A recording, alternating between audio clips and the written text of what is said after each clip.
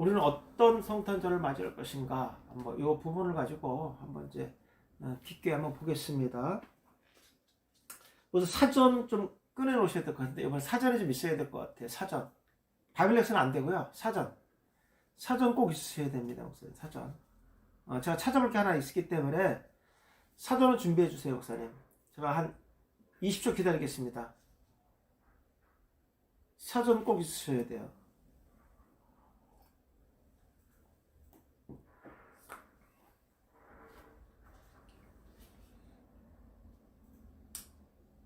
다 준비하셨죠? 네. 자, 시작할게요. 자, 오늘은 온 세상이 기쁨을 함께하는 성탄절 아침입니다. 성탄의 기쁨이 모든 사람의 기쁨이 되길 소망합니다. 그리고 한국교회와 여기 모인 성도들이 가정에 기쁨이 충만하길 축원합니다. 헤롯 왕 때에 예수님께서 유대 땅 베들레헴에 태어나실 때 동방에서 박사들이 예루살렘에 찾아왔습니다. 박사들은 동방으로부터 그의 별을 보고 탄생하신 아기 예수를 경배하러 옵니다. 제가 문화적인 배경 말씀드렸죠. 반드시 성전에 올라올 때, 예루살렘에 올라올 때는 밤에 이동한다고 말씀드렸어요. 낮에는 이동하지 못하기 때문에. 그러니까 동방 박사가 별을 보고 올 수밖에 없는 것도 바로 이것 때문에 그러는 거예요. 그러니까 별 때문에 밤에 온 것이 아니라 예루살렘에 올라올 때는 반드시 밤을 이용해서 와야 되기 때문에, 광야를 거쳐야 되기 때문에 그렇습니다. 그거 연관이 있다는 걸 꼭 생각하시고요. 동방에서 온 박사들은 유대인들의 왕이 태어났음을 알고 그를 경배하기 위해서 예루살렘에 찾고 있습니다. 자, 이 소식을 들은 헤롯 왕과 온 예루살렘이 듣고 소동합니다. 헤롯 왕은 유대인이 아닙니다. 그는 동방의 박사로부터 예수님의 탄생 소식을 듣고 놀랍니다. 그리고 찾아서 죽여야 함을 선포합니다. 헤롯은 예수님에 대해서 모르는 사람이 아닙니다. 그래서 그는 그리스도가 어디 있느냐 이렇게 물어보잖아요. 그렇죠? 이 그리스도란 표현은요, 이미 예수 그리스도의 정체성을 알고 있다는 얘기죠. 예수님은 구약의 말씀대로 베들레헴에 탄생하셨고 나사렛에서 자라셨습니다. 베들레헴과 나사렛이 사람 보기에는 구원자가 탄생할 동네가 아니라며 사람들이 무시했지만 선지서에 분명하게 기록된 말씀입니다. 유대인들은 구약의 말씀을 알면서도 사람의 생각으로 판단했기 때문에 예수 그리스도의 탄생을 무시했습니다. 그러나 하나님께서는 선지자의 말씀 그대로 이루셨습니다. 예수 그리스도의 탄생이 하나님의 계획이셨고 나사렛에서 자라나신 것도 선지자 그대로 다 이루신 것입니다. 선지서 그대로. 그러면 현대를 살아가는 우리는 어떤 성탄절을 맞이할 것인가? 그리고 어떤 만남을 위한 성탄의 기다림인지 말씀을 통해서 깊이 생각하는 성탄의 아침이 되길 바랍니다. 첫째, 우리의 목자이신 메시아를 맞이해야 됩니다. 자, 이제 목자라는 표현이 본문에 있기 때문에 이걸 강조했어요. 목자이신 메시아를 만나야 된다. 자, 6절 본문의 말씀 보니까 또 유대 땅 베들레헴아 너는 유대 고을 중에서 가장 작지 아니하도다. 내게서 한 다스리는 자가 나와서 내 백성 이스라엘 목자가 되리라 하였음이라 그랬습니다. 자, 여기 보면 이제 베들레헴아 그랬는데 그때 제가 히브리어로 써놨죠. 모두 이건 헬라어로 한번 가보겠습니다. 우리 신약이니까 헬라어 사전에서 몇 번을 치냐면요. 베들레헴아 여기 헬라어의 번호가 965번입니다. 헬라어 965번의 스트롱 코드 찾아보세요. 헬라어로 가세요. 저랑 똑같이 하셔야 됩니다, 목사님. 앞서가고 그러지 마시고요. 그냥 똑같이 한번 해보세요. 이거 하는 이유가 있고 이거 공부 가르쳐 드리려고 하는 거예요. 965번 가보세요. 자, 베들레헴이라고 되어 있고요. 베들레헴이라고 되어 있고 히브리어 1036번으로 가르쳤죠. 보통 이게 히브리적 사고입니다. 헬라어를 히브리어로 보는 거. 자, 그럼 1036번으로 구약 사전으로 가보세요. 1036번.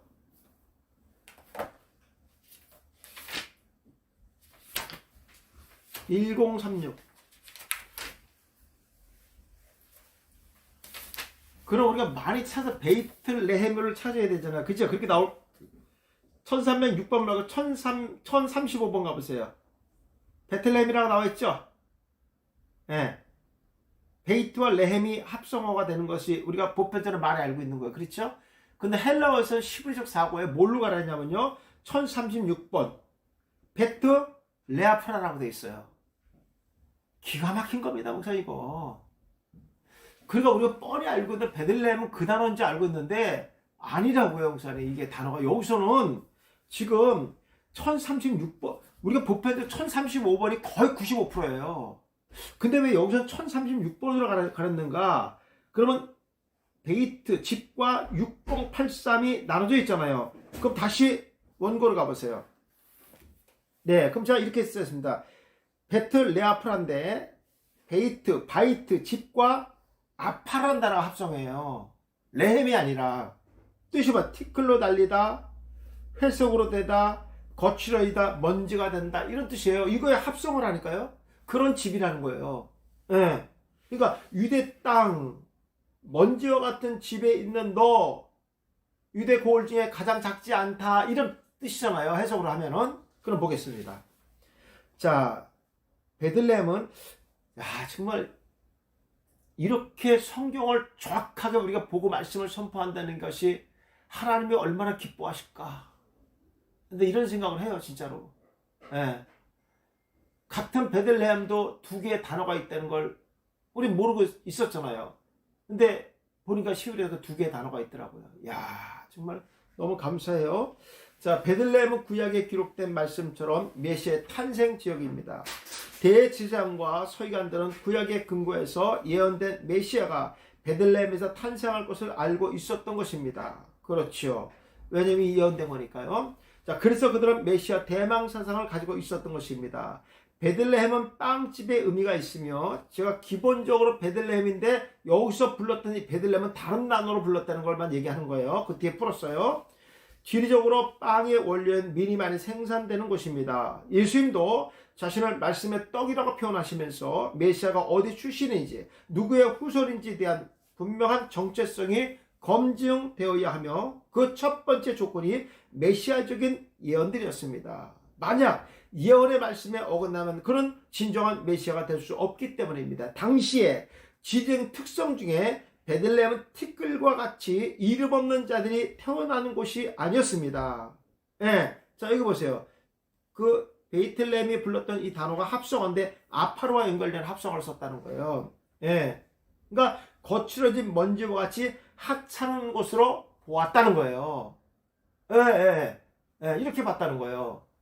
그러니까 이런 것들을, 이런 단어를 근거로 썼기 때문에 제가 이렇게 푸는 거예요. 이해하시겠죠? 이렇게 성경은 정확하게 말씀하고 있어요. 근데 우리가 알고 있는, 그냥 찾아보지도 않고 그냥 그거 알고 있는 빵집이라고 생각하시면 안 된단 말이에요, 여기서는요. 예. 그러니까 어떤 단어를 썼느냐 너무 중요하다고 제가 말씀드리는 거예요. 예. 자, 가장 작지 요 단어가요, 최상급 주격 여성 단수를 썼습니다. 아주 극히 작은 이런 숫자, 의미를 갖고 있어요. 넘겨보세요. 당시의 유대 땅 베들레헴은 고을 중에서 매우 작은 마을이었습니다. 그런데 이 마을이 작을지라도 가장 작지 않다고 말씀합니다. 그 마을에서 메시아의 탄생의 장소가 제외된다면 크게 드러날 것이 되지 못하지만 메시아의 탄생으로 크고 위대한 곳이 될 것을 의미하고 있습니다. 하나님께서 이스라엘 민족을 선민으로 선택한 이유 중에 첫 번째가 신명기 7장 7절이잖아요. 여호와께서 너희를 기뻐하시고 너희를 택하심은 너희가 다른 민족보다 수요가 많기 때문이 아니라 너희는 오히려 모든 민족들의 가장 작은 자다, 낮은 자다, 내가 있는 자다, 겸손한 자다, 이런 것 아니겠습니까? 예수님이 이 땅에 오신 목적도 작고 가난한 자들을 구원하기 위한 것입니다. 메시아가 그 작은 마을에 태어나셨고 이스라엘이 작은 민족이지만 큰 민족으로 세우시겠다는 하나님의 거룩한 뜻입니다. 왜냐하면 그 작고 낮으신 예수 그리스도가 십자가 죽음으로 그 자녀들이 어떻게 했습니까? 높아졌다는 거예요. 높아졌다는 거예요. 이스라엘은 많은 나라 중에 가장 작았지만 하나님께서 가장 큰 민족으로 하나님께서 어떻게 세우시겠다는 거예요. 이스라엘이잖아요, 이스라엘. 요들에서 라메드를 끝났잖아요. 가장 작은 민족이지만 가장 큰 나라로 세워주겠다. 자, 나와서 그렇습니다. 엑셀 코마입니다. 여기는 미래형으로 되어 있고요. 중간 디포로 되어 있습니다. 이거 다 합성어죠. 합성어. X, 뭐뭐로부터와 엘코마이. 예. 자, 선지서의 기록대로 미가서 5장 2절. 우리 미가서 공부했잖아요. 그렇죠? 예, 메시아가 베들레헴의 출신이며 그가 이스라엘 다스릴 자가 그곳에서 탄생하시기 때문에 무시할 존재가 아니라는 것입니다. 그들이 기다리던 메시아가 구약에 예언된 것처럼 신약의 실체가 오셨다는 것입니다. 그리고 헤롯이 대제사장과 서기관들에게 예수님이 태어날 장소를 물을 때 바로 유다 땅 베들레헴이다 이렇게 얘기한 이유가 바로 이미 그들은 선지를 통해서 알고 있었다는 얘기예요. 이런 게 중요한 거죠. 그러다 즉시 대답한 증거가 바로 이거라는 거죠. 자, 예수님은 구약에 예언된 말씀처럼 베들레헴 땅에 탄생하셨습니다. 그리고 다윗의 혈통으로 오셨으며 앞으로 아버지의 뜻대로 십자가를 지시고 그의 백성을 구별하여 구원하실 것입니다. 그리고 다시 강림하셔서 영원한 천국에 머물게 하실 것입니다. 자, 그는 우리의 목자가 된다 그랬습니다. 포이마이노입니다. 직설법, 실제로 그럴 것이고요. 앞으로 그렇게 되신다는 거죠. 자, 양을 치고 돌본다. 그 다음에 안내, 다해서 지킨다. 요거 이제 어근이 아니라 목자와 목동에서 이게 명사죠. 자, 첫 번째 이스라엘의 목자는 다윗이었습니다. 사무엘하 5장 2절에 기록되어 있죠. 그런데 미가 선자는 다윗에게 적용되었던 말씀을 장차 오실 메시아에게 다시 적용합니다. 그리고 마태는 이를 오신 메시아, 즉 아기 예수의 탄생에 다시 적용합니다.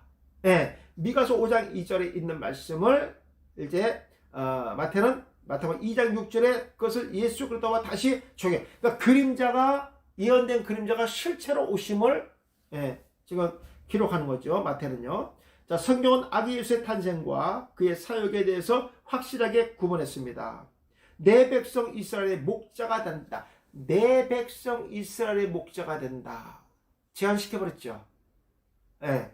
모든 민족 위에 목자가 된다 이렇게 말 안 하고요. 내 백성 이스라엘의 목자가 된다 그랬어요. 제한을 뒀단 말이에요. 이거 아주 중요한 얘기예요. 목사님 이런 것들은요. 그러니까 이미 예수님께서는요. 그러니까 모든 사람의 목자가 아니라는 거예요.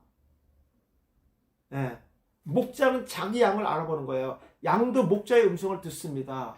그런 목자들, 그런 양들을 위해서 예수 그리스도가 이 땅에 오셨다는 거죠. 자, 목자는 자기에게 맡겨진 양만 돌보며 양을 위하여 생명을 아끼지 않습니다. 그러니까 예수께서 십자가 죽으셨죠. 예수님은 그의 공생의 기간 동안에 스스로 선한 목자라고 말씀하셨고 양들을 위해서 목숨 버릴 것이라고 말씀합니다. 예수님은 온 인류를 구원하기 위해서 이 땅에 오신 것이 아닙니다. 자기의 양을 위하여 목자의 심정을 가지고 이 땅에 탄생하신 것입니다. 우린 그 양이며 양은 목자의 음성을 잘 듣고 구별해야 합니다. 왜? 거짓 목자들이 많으니까. 자칭 예수가 많으니까. 그리고 우리의 목자신 메시아를 기쁨으로 맞이하는 성탄절이 되기를 바라겠습니다. 두 번째입니다. 어떤 성탄절을 맞이할 것인가? 세상 사람이 맞이하는 성탄절이 되면 안 됩니다. 7절 8절 이에 헤롯이 가만히 박사들을 불러 별이 나타난 때를 자세히 묻고 베들레헴으로 보내며 이르되 가서 아기에 대해서 자세히 알아보고 찾거든 내게 고하여 나도 가서 그의 경배하리라. 자, 지금 동방박사가요. 동방박사 동방에서 별을 보고 왔을 때 그 별은 어디서 멈췄냐면요. 선생님 예루살렘에서 멈췄습니다. 이게 끝이에요. 그러면 동방박사는 예수 메시아가 어디 있다고 생각하세요? 예루살렘입니다. 자, 그런데 이제 뒷이야기가 나오죠. 뒷이야기가 나옵니다.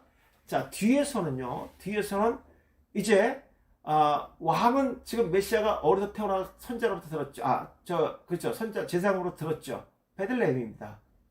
자, 그런데 그 말을 듣고 간 동방박사는요. 별을 보고 가지 않았습니다.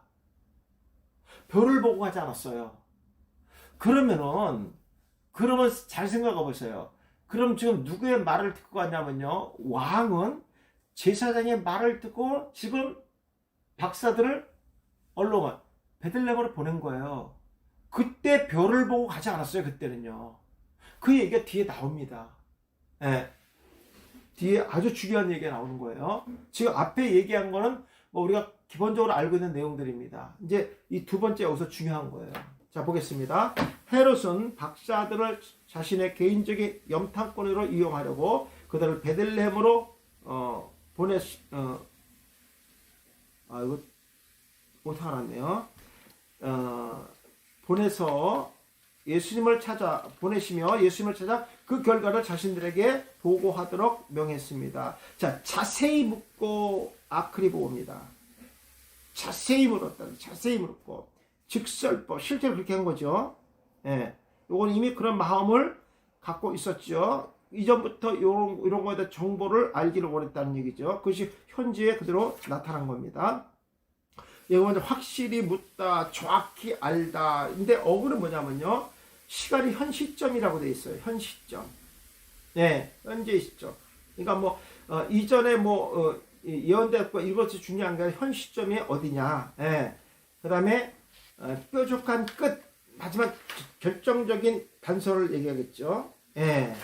자, 그 다음에 이제 가장 엄하다 이런 뜻 갖고 있습니다. 철정이란 말도 중요하고요. 자, 동방박사들은 아기 예수의 탄생을 알고 찾아왔지만 헤롯은 예루살렘에서 그 별의 위치를 감지하지 못했던 것입니다. 헤롯은 정치적인 술수에 능한 사람입니다. 헤롯은 유대인들을 통하여 확실한 정보를 얻으려고 하지 않고 동방에서 온 박사들을 통하여 정확한 정보를 비밀리에 얻으려고 했습니다. 그렇지 않아요? 그러면 거기 있는 사람들을 보내야죠. 자기 측근을 보내야죠. 왜 이 사람을 보냈을까? 동방박사를 왜 보냈을까? 이것도 궁금한 거고요. 예. 헤롯이 비밀리에 예수님이 탄생한 장소를 알고 싶었던 이유가 한 가지입니다. 그를 죽이려는 음모였던 것입니다. 왜? 최상도성은 대방사상이 있었으니까요. 예. 그런데 헤롯은 아기 예수의 탄생을 기다리거나 기뻐하지 않았습니다. 오직 정적인 야망에 빠져있는 사람이기 때문입니다. 자, 보내면 템포입니다. 템포. 헤롯은 동방에서 온 박사들을 아기 예수의 탄생한 베들레헴으로 보냅니다. 그러나 박사들은 헤롯의 통치를 따라 베들레헴으로 간 것이 아닙니다. 그들이 예루살렘까지 온 목적은 아기 예수의 탄생과 그 기쁨을 맞이하기 위해서 온 것입니다. 헤롯은 동방 박사들이 이곳에 온 목적을 정확하게 알지 못했다는 것 같습니다.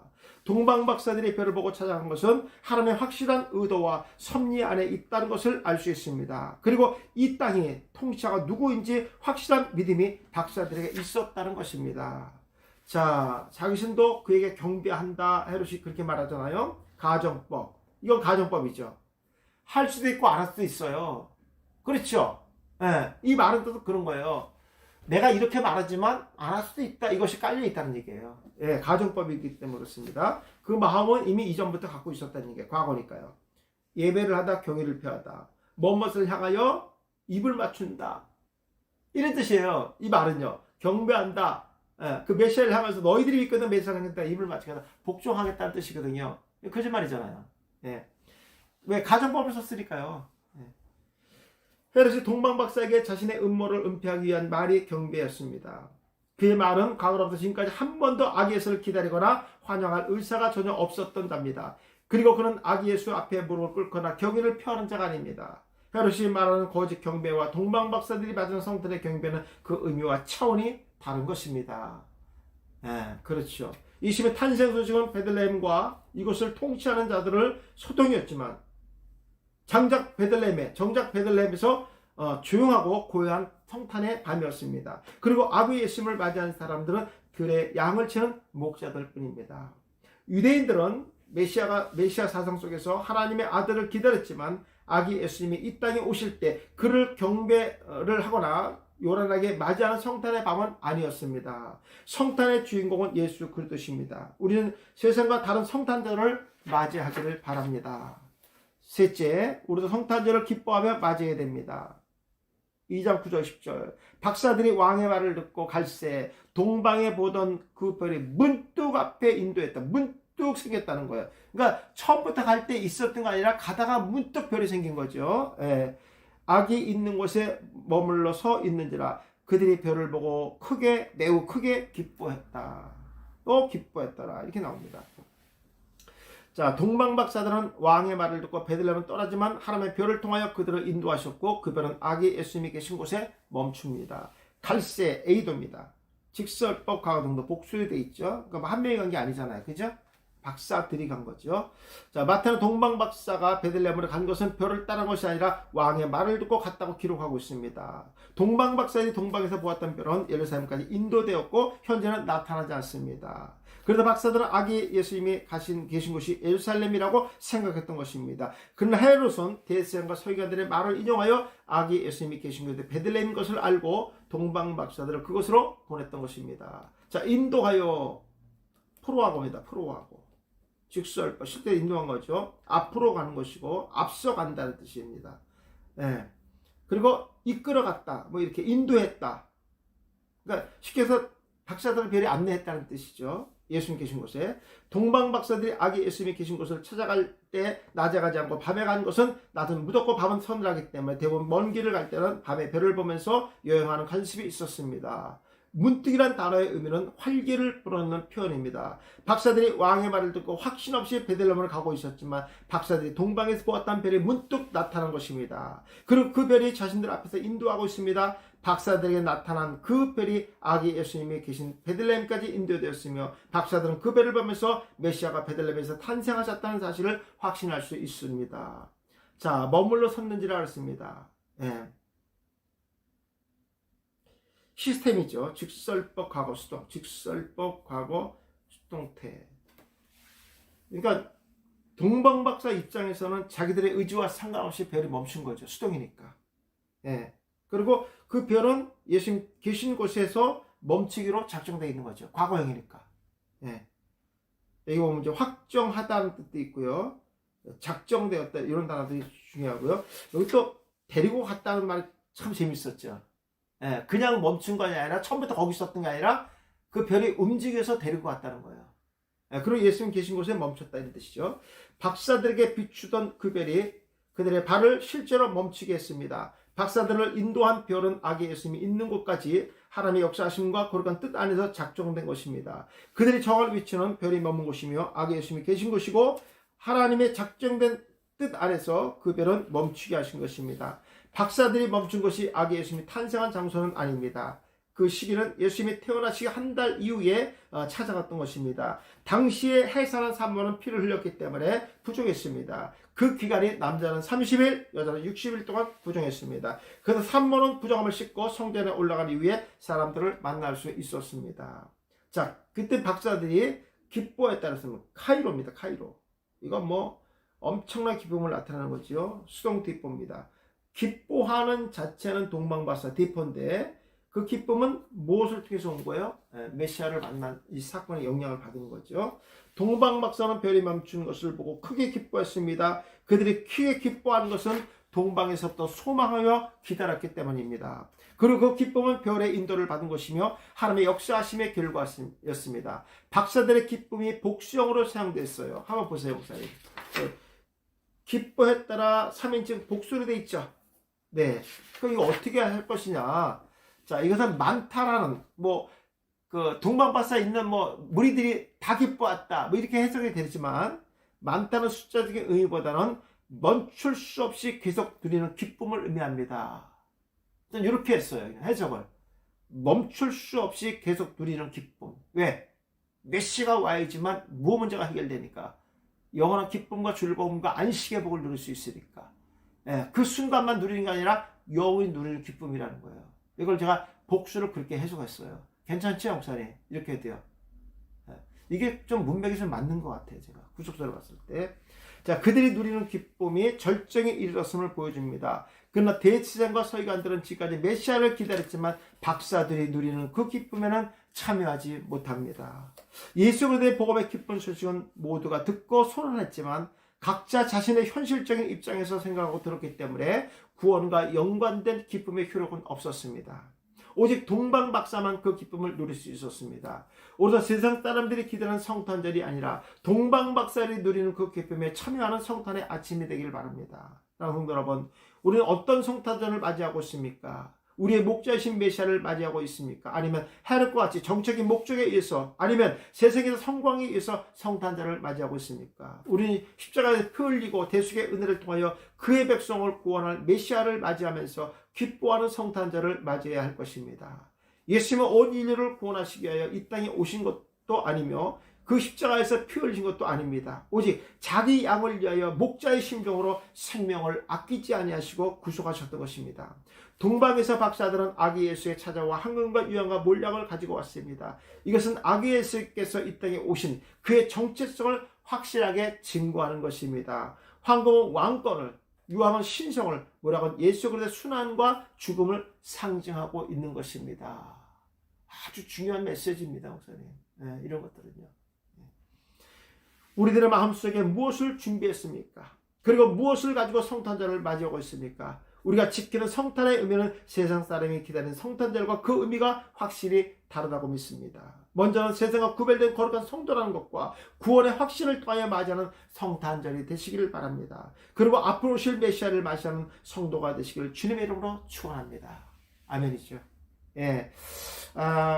조금 각도를 제가 이렇게 좀 다르게 봤고요. 예, 그 다음에 우리가 알고 있는 아주 기본적인 그런 각도에서 조금, 좀 깊이 있게 약간 사이드에서 이렇게 풀어봤습니다. 아마 이 세 부류 사람 중에 우리도 한 사람일 수도 있고요. 또 이 세상은 이렇게 세 부류로 나눠져 있다고 저는 생각합니다. 그러니까 실제로 이미 유대인들은 메시아 사상을 갖고 있었지만, 그리고 탄생의 기쁜 소식이 들을 때 소란만 했지 그 현장이 없었죠. 그 말은 뭐냐면 그 효력을 받지 못하는 자들이에요. 그러니까 무늬만 뭡니까? 무늬만 성도죠. 무늬만 기독교인들입니다. 무늬만 메시아를 기다렸던 사람이에요. 그 사람들은요, 하나님의 구원의 계획에는 없었던 사람입니다. 지금도 그런 사람이 있지 않을까요? 나 있다고 봅니다.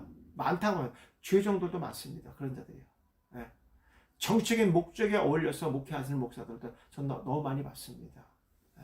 그런 사람들은 제사하고 서기관들 아니겠습니까? 네.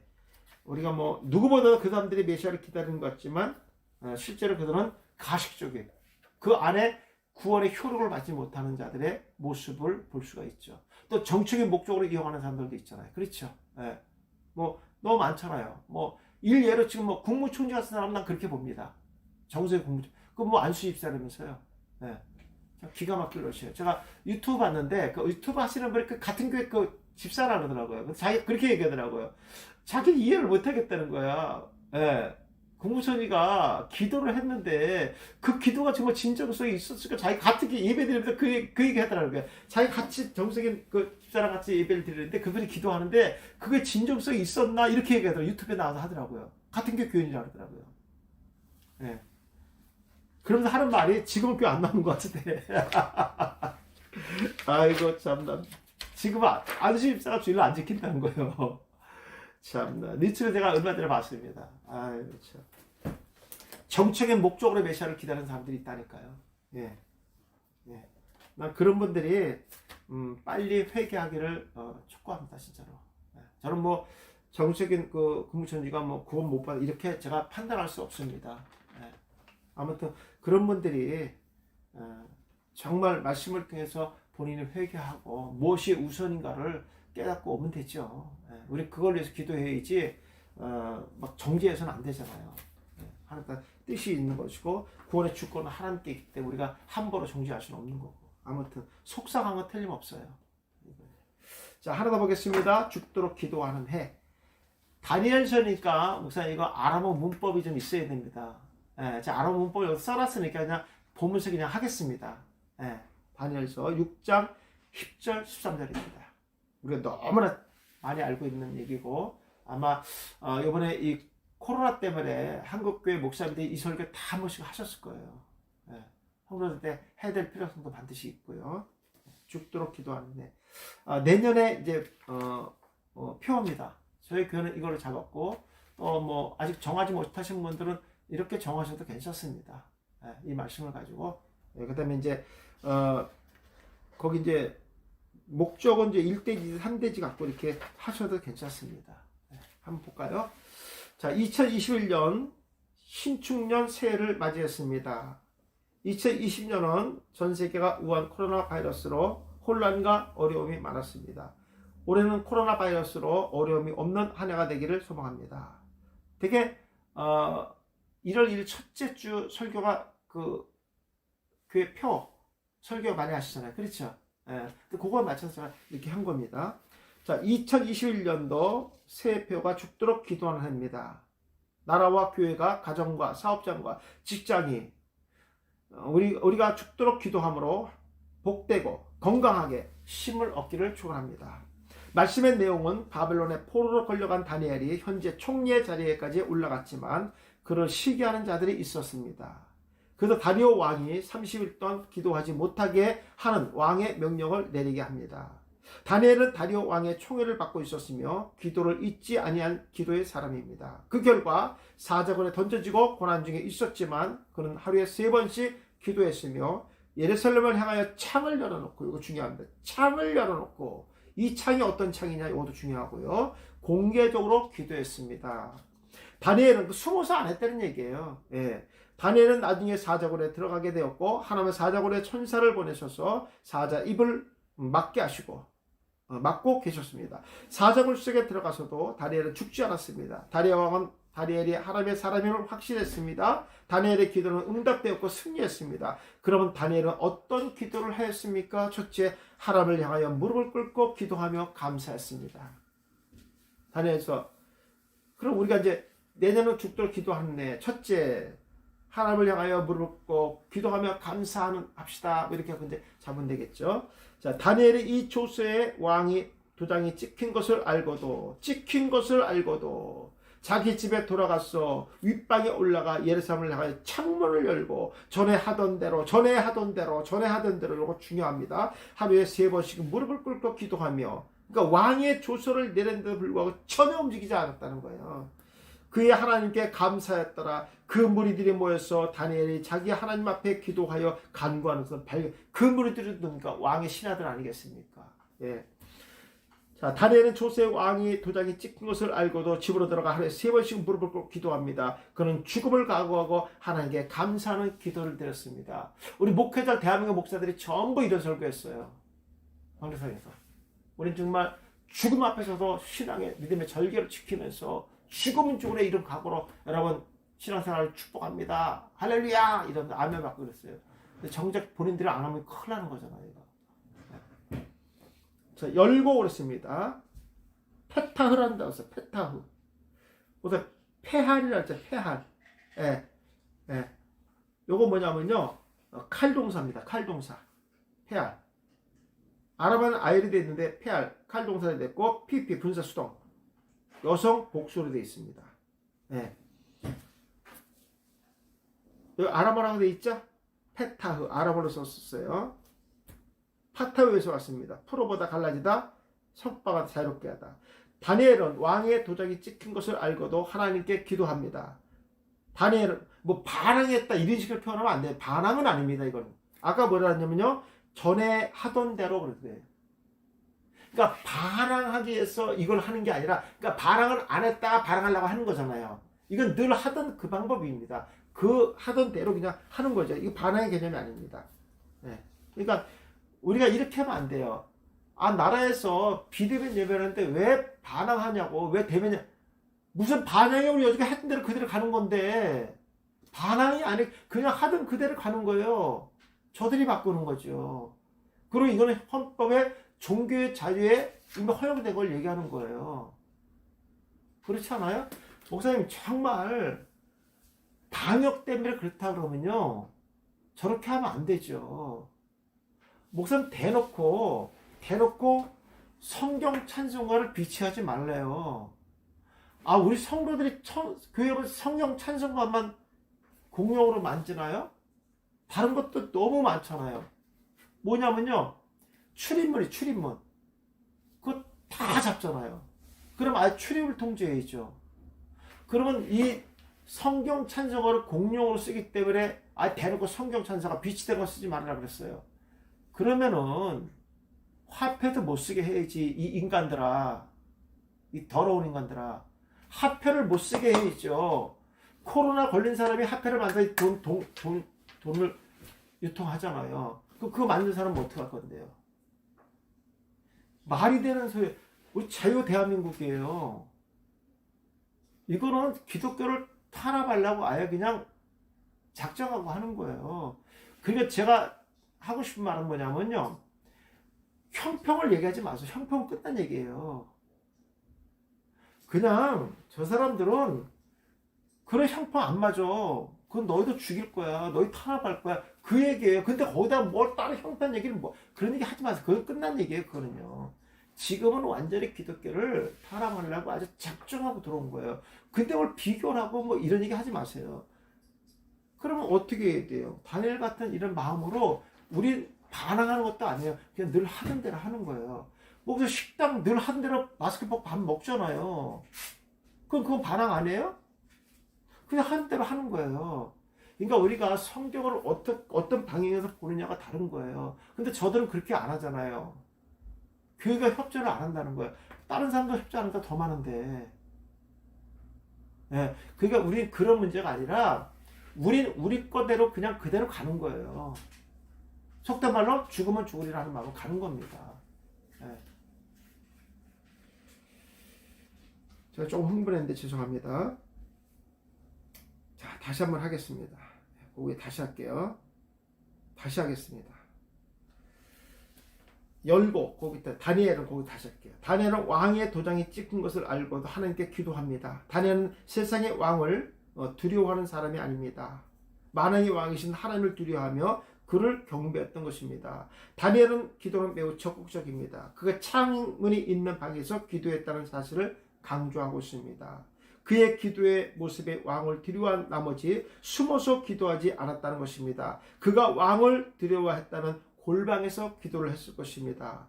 예루살렘을 향해서 기도하는 하나님을 향하여 민족의 해방과 포로의 삶에서 구원하실 분이 하나님이라는 사실을 확실하게 알고 있었습니다. 하나님 다니엘에게 힘과 능력을 주시고 함께 감사했습니다. 우선 제가 그 창을 한번 봐드릴게요. 다니엘서 우선 한번 같이 한번 들어가 보세요, 목사님. 다니엘서 6장 제가 이거를 풀질 않았어요. 이걸 할 때 생각을 하고 있었는데 풀질 않았어요.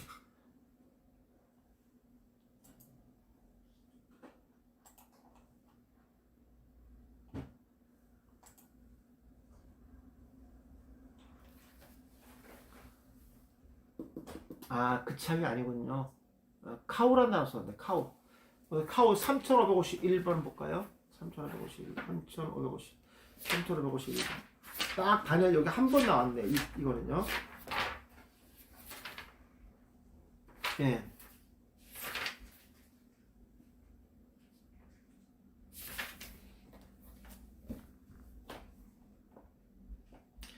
(3854에서) 왔어요. 3854.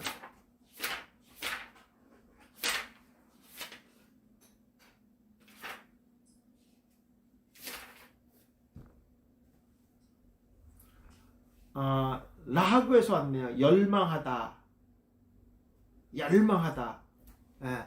그러니까 창문을 향해서 그 창을 열고 기도했는데 그 창은 열망하는 거예요. 그래서 여기 예루살렘을 향하는 기도는 하나님을 향하여 민족의 해방과 포로의 삶에서 구원하실 분이 하나님이라는 사실을 확실히 알고 열망하는 마음을 가지고 하나님을 향하여 기도했다. 이렇게 보면 되겠죠? 네. 자, 그 다음에 그러니까 무릎을 꿇고 그랬습니다. 이 베라크란 단어 씁니다. 베라크. 이게 이제 패할 동사인데요. 칼 동사거든요. 스스로 무릎 꿇는 거근데 어구는 바라크에서 왔어요. 무릎을 꿇다, 복을 기원하다, 그 다음에 은혜를 베풀다, 자랑하다, 풍부하다. 여기다 은혜를 베풀다는 단어가 상당히 중요한 의미를 갖고 있죠. 그러니까 하나님의 무릎을 꿇었다는 것은 하나님의 은혜를 구하는 거죠. 왜? 무릎을 꿇었다는 것은 그가 수상이라는 거죠. 자기가 기도하는 대상이 하나님의 수상이라는 거예요.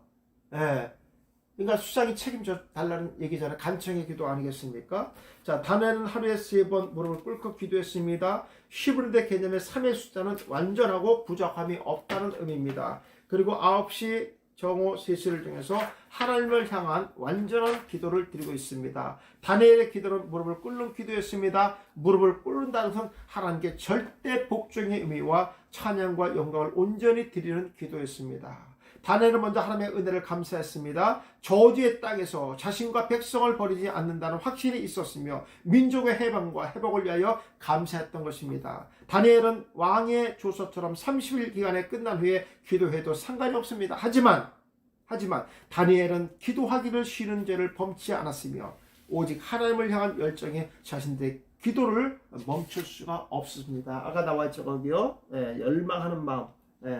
열망하는 마음. 맞습니다.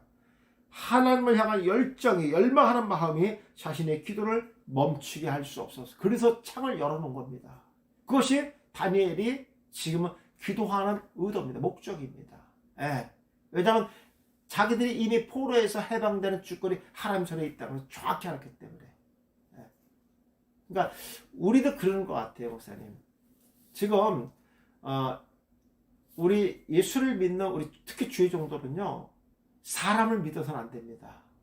사람을 쫓아가서도 안 됩니다. 왜? 사람은 변하니까. 그러니까 뭐 요즘부터 이제 뭐 우리 누굽니까? 검찰총장이 지금 이제 약간 이제 뭐 이렇게 고개를 들면서 추미애 장관이 좀 이렇게 나락으로 떨어지는 모습을 보면서 어떤 소망을 갖는 건 틀림없습니다. 그렇죠? 그러나 이것도 인간이에요. 그 마음은 또 윤석열 총장 또 어떤 마음을 갖고 있는지 또 우리 모릅니다. 그러니까 이것은 그냥 하나님의 이미 계획 안에 있다고 생각하시고요. 오직 하나님의 뜻만 기다리면서 기도하는 거하고 없어요. 누가 다니엘가 죽도록 기도하는 거예요. 그렇지 않습니까? 자, 근데 감사했습니다. 예답니다. 아펠로 감사했어요. 아펠이 뭐냐면 휘필 동사입니다. 아르마스 아펠로 썼는데 이거 휘필 동사예요. 자, 감사했다는 단수입니다. 자, 다니엘은 죽으면 죽이라는 각오로 하나님의 이름을 부리며 찬양합니다. 자신이 사자의 굴에 들어갈지라도 하나님의 자기를 버리지 않는 것과 끝까지 이기고 남을 능력을 주실 것을 고백합니다.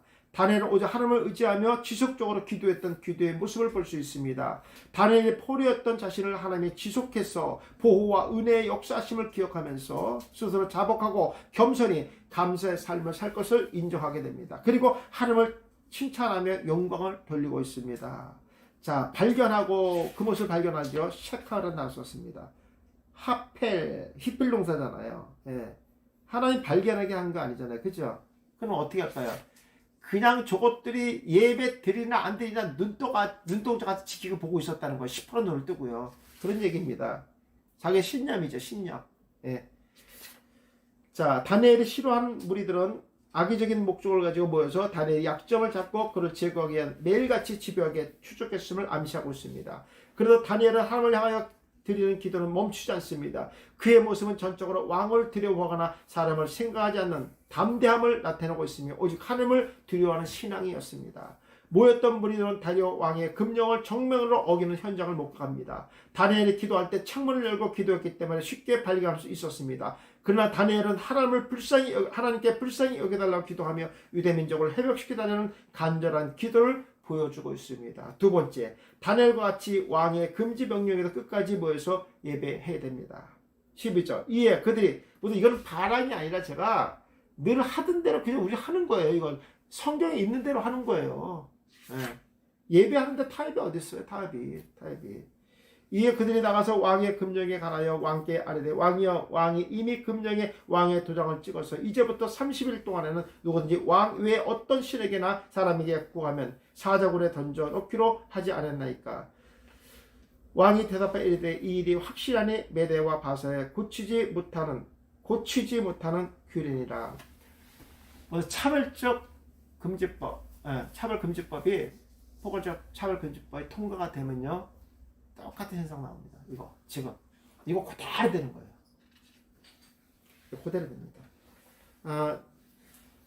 우리 부흥단에 올라온 그 동영상 하나가 있었어요. 그게 뭐냐면 제가 아까 점심시간에 잠깐 봤는데 사랑제일교회 사건입니다. 나는 이걸 보면서 무슨 생각을 했냐면요. 지금 이런 모습이 사랑제일교회만 국한되는 게 아니라 우리들의 교회도 이대로 간다가면, 이 조건이 이대로 간다가면 우리 교회도 저렇게 들어오겠구나 이 생각을 좀 했습니다. 가만히 있으면 안 되잖아요. 근데 가만히 있잖아요. 가만히 있잖아요. 글쎄요. 하여튼 뭐 하나님 뜻은 어디인지 모르겠지만 뭐 우리 같이 뭐 이렇게 힘없는 사람들이 소리 지른다고 뭐 꼼짝이나 하겠습니까? 그래서 이런 힘을 실기 위해서 연합회를 만들고 교단을 만들고 교단장을 세워주고 이러는데 교단장들이 이미 세뇌가 되고 썩었는데 어떻게 움직이겠습니까? 교단장들이 더군다나 하나님께 아부하는 게 아니라 세상의 왕에게 아부를 하고 있는데 이게 되겠습니까? 이게 참 기가 막힐 노릇이죠. 자, 넘겨보겠습니다. 3페이지 왕의 도장을 찍어서 했습니다. 레샵이라 나왔었습니다. 페알 동사 칼입니다. 칼 동사 전부 아람어입니다. 목사님 이거는요. 자, 무리들은 다니엘에게 압박을 증가하고 있습니다. 다니엘의 금령을 위반한 현장을 목격한 후에 왕에게 가서 자신들의 단호한 태도를 보이며 왕 외에 누구든지 신에게 기도하는 자가 사자굴에 던져 넣겠다는 금령에 직접 서명한 사실을 다시 상기시키면서 그대로 얘기합니다. 무리들이 왕에게 고하는 것은 왕이 부정적인 답을 하지 못하게 압박을 가하는 것입니다. 왕의 조서는 다시 바꾸거나 지울 수 없는 기록이었습니다. 예, 왜냐하면 이게 완료로 도장을 찍었기 때문에 문법이 완료형으로 되어 있잖아요. 그죠? 예, 이것은 모든 사람에게 증거가 되며 30일의 약속은 사람들에게 새겨진 약속입니다. 무리들은 자신들이 의도하는 답 외에는 어떤 대답도 할 수 없도록 질문을 던집니다. 예, 예를 들어서 아니 그 다니엘이 기도를 했어요 하지 말라는데요. 그러면 이유가 있겠지. 이런 말도 못 꺼내게끔 그 칙령을 그대로 읽습니다. 자, 구하면 배합니다. 폐할 동사로 됐죠. 어때요? 아람어입니다. 다니엘의 왕의 금령을 확실하게 어겼습니다. 그러나 그의 기도는 탁월한 선택이었고 문제를 해결하는 통로였습니다. 그리고 자신과 민족의 문제를 해결하는 방법이 하나님께 있기 때문에 하루에 3번씩 매일같이 기도하며 묻는 것입니다.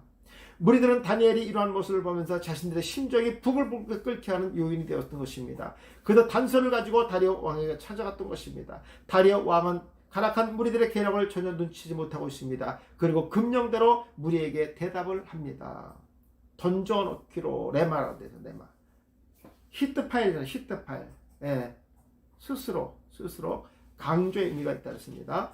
무리들은 확실한 근거와 더불어 금령을 위반했을 때 받는 대가에 대해서 구체적으로 고하고 있습니다. 다니엘이 왕의 금령을 위반한 상황에 대한 결과는 사자굴에 던져져 사자의 먹이가 되는 것입니다. 그 결과는 확실한 것이며 누구를 막론하고 사자굴에 던지기로 약속을 왕이라도 피할 수가 없습니다.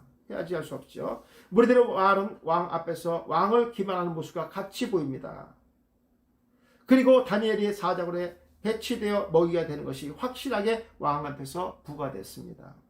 자, 규례니라 했습니다. 다트란다 해서 다트. 명령, 왕의 칙령이라고 되어 있죠. 왕의 칙령. 자, 다리오 왕은 무리들이 전하는 말에 확실한 동의를 합니다. 자신이 정한 칙령을 메대와 바사도 변개치 바꾸지 못하는 법률로 인정합니다. 만약에 무리들이 왕의 금령을 다시 상기시키면 상기시키지 않았다면 왕의 태도는 달라졌을지 모릅니다. 다리오 왕은 조서에 기록된 대로 다니엘을 사자굴에 넣을 수밖에 없었습니다. 이미 왕은 자기가 가장 총애하고 신뢰하던 존중하는 총리 다니엘을 제거하고자 비열한 술수를 툴을 동원한 간악한 무리들에게 관계에 걸려들고 말았습니다. 우리도 다니엘과 같이 무엇이 먼저인지 확실하게 인지하고 예배와 기도에 전심전력하는 신앙과 믿음이 간절한 때입니다. 우리가 드린 예배는 세상과 타협의 대상이 될 수 없으며 양보할 수 없는 것이며 예배와 기도는 행하던 대로 멈출 수 없는 진리입니다. 예배는. 그렇죠. 세 번째.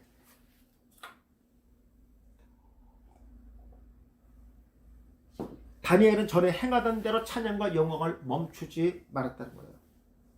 자, 13절. 그들이 왕 앞에서 말하여 이르되 왕이여 사로잡힌 유다 자손 중에 다니엘이 왕과 왕의 도장에 찍힌 금령을 존중하지 아니하고 하루에 3번씩 기도한나이다. 아주 또 3번 또 빠지지 않고 한 것들 도장을 찍었나 봐요. 그러니까 계속 본 거야 그냥. 이거 저들이 무서웠지 않았을까나 그런 생각이에요. 이거. 한 번도 죽으면 죽여 생각을 하루 3번을 꼭 놓치지 않고 했는데 이게 더 무섭지 않아요? 너 어느 날 빠졌어. 그럼 그렇지.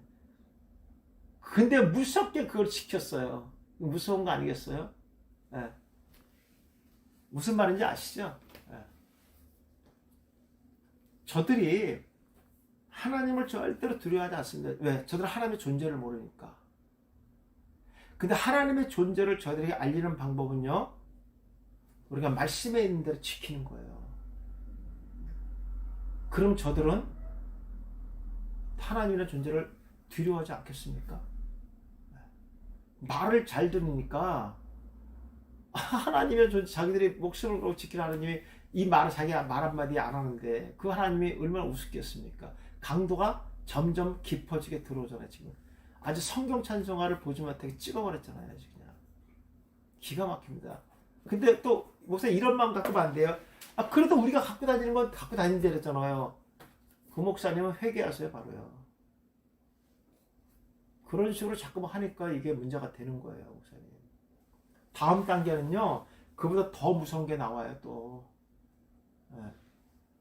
지금 20% 예배 드리려 할 때 다음에 50%에서 아이고 감사하네, 이런 목사 회개하셔야 돼요.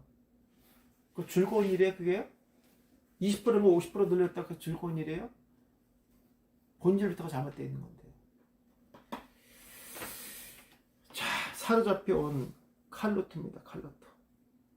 무리들은 다니엘을 총리로 부르지 않고 과거의 바벨론 제국에 의해서 끌려온 유형자라고 말합니다. 그러나 다니엘은 메대 제국의 합법적인 총리 신분을 가진 사람입니다. 하나님께서 다니엘을 유형자가 아닌 하나님의 사람으로 세우시고 하나님의 뜻을 메대와 유대 백성들에게 드러내기 위해서 부르셨던 것입니다. 다니엘은 어디를 가든지 어떤 위치에 있든지 자신의 정체성을 잃지 않았습니다. 하나님께서 포로의 몸이 된 다니엘을 높이시기 위하여 지혜와 명철을 더하게 하시고 많은 사람들 앞에서 당당한 모습을 나타나게 하셨습니다. 하나님이 세우시면 세상에 어떤 사람도 이길 수가 없습니다. 이것이 끝난 다음에 다니엘의 위상은 어떨까? 정말 죽으면 죽으리라 지켰던 그 교회 목사님, 코로나 끝나고 어떻게 하나님께서 쓰실까? 그 교회 성도들 그 모습을 본 그 주영들을 어떻게 섬길까? 말을 잘 듣고 요리 피해 다니고 저리 피해 다녔던 그 목사님, 코로나 끝나면 그 성도들이 과연 그 교회를 갈까? 자, 다니엘이 그랬습니다. 다니엘. 고유명사제, 앤니 고유명사입니다. 아랍어로 하면 심판하다, 다투다, 변하다, 통치하다, 판결하다, 공정하다, 함께하다, 변론한다. 하나님은 나의 심판자이시다. 이야, 이런 이름을 갖고 있다고요, 다니엘이요. 왕이, 세상의 왕이 자기들을 심판하는 것이 아니라 여호와 하나님이 심판하십니다. 자, 우리들은 다니엘을 총리라 부르지 않고 포로 출신의 유다 자손 다니엘이라고 부르고 있습니다. 그러나 그의 이름은 하나님 나의 심판자라는 거룩한 뜻을 가진 이름입니다. 하나님께 다니엘의 통치자가 되어서 언제 어디서든지 함께 하시고 죽음 앞에서도 보호하시며 인도해 주실 것입니다. 하나님께서 직접 무리들과 메대를 심판할 것입니다. 그리고 다니엘을 변호하시고 사자굴에서도 함께 하시고 담대할 수 있는 믿음과 능력을 주실 것입니다. 다니엘이 예루살렘을 향하여 기도했던 것도 하나님이 자신의 통치자라는 것을 확실했기 때문입니다. 목사님. 자, 금령을 존중하지 않았다는 숨입니다. 폐할 동사 썼고요. 완료입니다. 자, 왕의 무리는 다니엘이 왕의 금령을 전혀 고려하지 않고 무시했다는 것입니다. 그가 존중하지 않는 것은 대상이 왕이었다고 언급합니다. 그러나 다니엘은 왕을 무시하거나 그 마음의 의지가 없어서 거역한 것이 아닙니다. 오직 신앙을 지키기 위한 것입니다. 다리오 왕도 다니엘의 그 마음을 잘 알고 있습니다. 다니엘은 메대의 총리입니다. 그렇다고 자신의 총리 신분 때문에 하나님을 생각하는 믿음과 신앙을 잊어버리거나 소홀히 하지 않았습니다. 항상 우선으로 생각하며 지켰던 것입니다. 그러다 그는 늘 하던 대로 하루에 3번씩 기도했던 것입니다. 자, 하나이다 이렇게 고야죠. 배합니다. 배합. 네, 이거 폐할 동사죠. 이것도요. 자, 무리들이 다니엘의 제명을 왕에게 강조하기 위하여 하루에 3번씩 다른 신에게 기도했다고 말합니다. 그러나 그들의 말은 사실이었습니다. 다니엘은 메대의 총리였지만 왕의 금령을 어기고 늘 드리던 대로 예루살렘에 향하여 하나님께 기도했던 것입니다. 한국교회는 올해 건국 73년을 맞이하면서 한 번도 예배를 멈춘 적이 없습니다. 종교의 자유는 헌법에 기록되어 있습니다. 모든 백성은 법 앞에 평등하며 법을 우선할 어떤 명령도 없습니다. 법을 지킬 때 힘이 있고 효력을 발휘할 수 있는 것입니다. 지난 2020년은 우리에게 어려운 시기였습니다. 하나님은 우리를 거룩하게 세상과 구별해 놓으셨습니다. 하나님은 우리를 거룩하게 세상과 구별해 놓으셨습니다. 한 번만 더 할게요. 하나님은 우리를 거룩하게 세상과 구별해 놓으셨습니다. 이제부터 우리도 다니엘같이 죽도록 기도하며 하나님을 향한 예배와 순종을 멈추는 일이 없기를 간절히 소망합니다. 이럴 의지가 있는 목사님이 있어도 하지 마세요. 하지 마세요. 사랑하는 성도 여러분, 2021년 새롭게 시작하면서 많은 계획과 소망을 품고 시작했습니다. 작년에 이루지 못한 계획도 있을 것입니다. 그러나 우리는 다니엘처럼 먼저 하나님께 무릎을 꿇고 기도하는 성도가 되시길 바랍니다. 기도하는 나라, 기도하는 교회, 기도하는 사업자, 기도하는 직장 절대 망하지 않습니다. 하나님 기도하는 사람들의 편에 되어주시고 그들을 보호하시고 역전하게 하셔서 복된 삶을 살 수 있도록 역사해 주십니다. 하나님은 이스라엘 백성들의 광야 40년 동안 구름기둥이 그들의 얼굴 앞에서 동행하였습니다. 하나님은 언제나 이스라엘 백성과 만나기를 원하고 계신다는 증거입니다. 우리가 하나님을 만나는 것이 교회입니다. 그러므로 예배를 방해하는 자가 있으면 안 됩니다. 예배는 방해하는 자는 사탄이요 하나님을 대적하는 자들입니다. 우리는 그들과 함께 짐승의 표를 받은 자들이 아닙니다. 하나님은 우리를 만세전부터 거룩하게 구별하셨습니다. 그리고 벨리알과 조화되지 못합니다. 그리스도와 벨리알은 조화되지 못합니다. 나라가 정한 법은 그 누구도 바꿀 수 없습니다. 그러므로 결단이 있기를 바랍니다. 신앙의 결단입니다. 죽으면 죽으리라는 결단으로 예배를 드리는 성도가 되기를 바랍니다. 우리 모두 21년은 죽도록 기도하는 해가 되기를 주님의 이름으로 축원합니다. 아멘입니다. 제가 정말 힘있게 했습니다. 오늘은요. 정말 강단에서 이런 말씀이 좀 선포가 됐으면 좋겠고요. 누구의 눈치도 보지 말고요. 성도의 눈치도 보지 말고 다니엘과 같이 정말 우리 이 정도까지 급박한 상황은 아닙니다. 이 정도까지는 아닙니다. 근데 이보다 더 못한 현상들이 한국의 강단에서 일어나고 있어요. 우리가 그런 지경까지 가기 전까지 우리 말씀으로 하나 되게 주고 무엇이 본질이 무엇인지를 확실히 아는 그러한 2021년을 맞이하고 시작하면서 이런 마음이 있었으면 좋겠다 이런 생각이 듭니다. 자, 10분간만 쉬었다가 하겠습니다. 감사합니다.